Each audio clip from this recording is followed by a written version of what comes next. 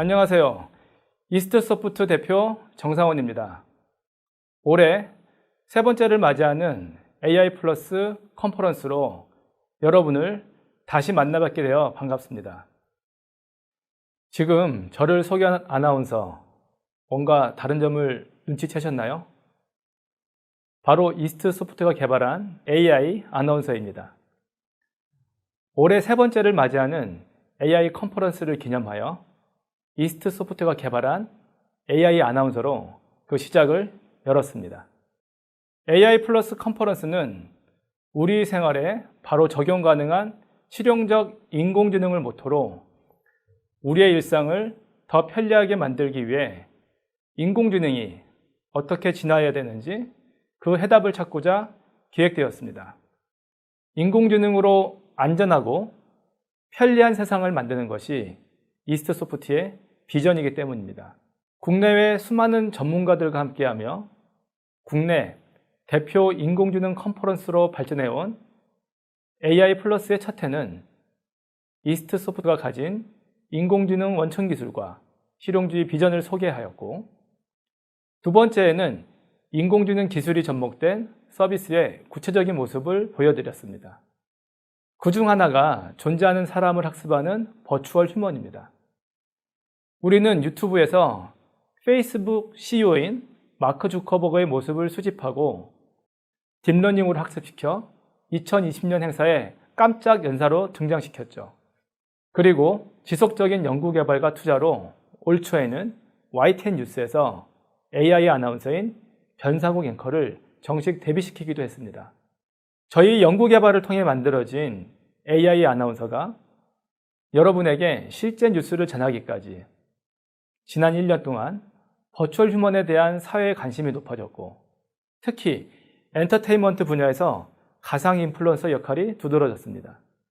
이러한 버추얼 휴먼은 휴먼형 유저 인터페이스를 넘어 특정한 대상을 학습하여 시간과 공간의 제약 없이 활용 가능하다는 점에서 높은 생산성을 입증했고, 최근에는 이를 활용한 인플루언서 또는 모델로 콘텐츠 안에서의 강한 존재감을 보여주고 있습니다. 특히 코로나 팬데믹으로 이전에 경험해보지 못한 일상을 살아가는 우리들에게 언택트 환경에서의 가상 콘서트, 그 안에서 아이돌과 호흡을 맞춘 가상인물의 등장이 주목을 끌고 있습니다. 코로나로 인해 평범한 일상을 누리지 못한 지 벌써 2년이 되어갑니다만, 인류는 놀랍게도 급격한 온라인 언택트화를 통해서 관계와 사회를 유지하고 새로운 일상을 만들어가고 있습니다. 잘 아시다시피 그 변화는 우리 일상의 모든 부분에서 일어나고 있습니다. 오프라인의 상당 부분이 온라인으로 넘어가면서 재택근무가 일상화되고, 화상으로 회의를 하며 온라인만으로 글로벌 비즈니스가 완성되고 있습니다. 콘텐츠 소비는 어떤가요? 온라인화가 더욱 가속화되면서 오히려 국경을 쉽게 넘어가고 있습니다. 게임 플랫폼 안에서 콘서트를 진행하고 엔터테이너 아바타를 등장시켜 대신 노래를 부르기도 하죠. 쇼핑은 말할 것도 없이 온라인에서의 소비 빈도가 급증하여 물류의 발전이 가속화되고 있습니다. 이러한 디지털로의 관계 유지와 확장은 텍스트를 기반으로 한 평면적 웹 혹은 모바일 앱을 넘어 물리적 환경을 극복하는 VR, AR 같은 심리상 경험을 추구하고 드디어 이는 메타버스라는 개념으로 응집되고 있습니다.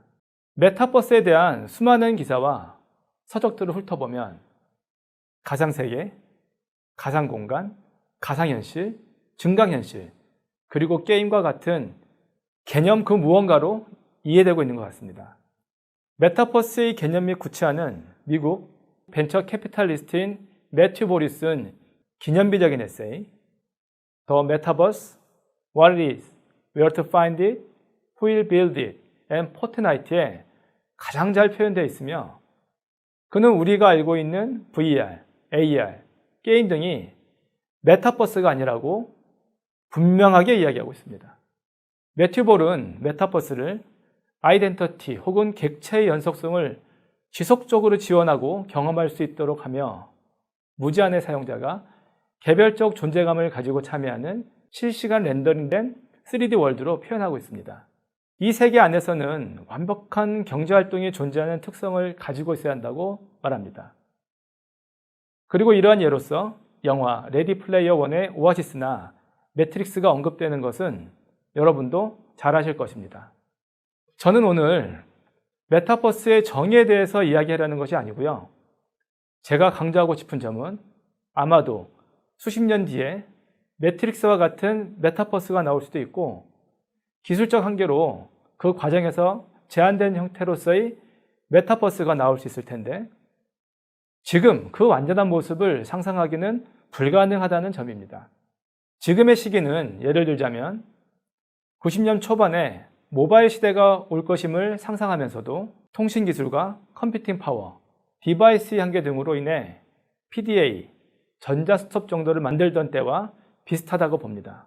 하지만 인류는 모바일 시대를 꿈꾸며 지속적인 도전을 해왔고 드디어 2006년 3G, 인터넷, 반도체, 디스플레이 혁신 등이 아이폰이라는 결실로 나타나면서 그 전에 누구도 상상하지 못했던 모바일 그리고 앱의 시대가 열린 것으로 비유하고 싶습니다.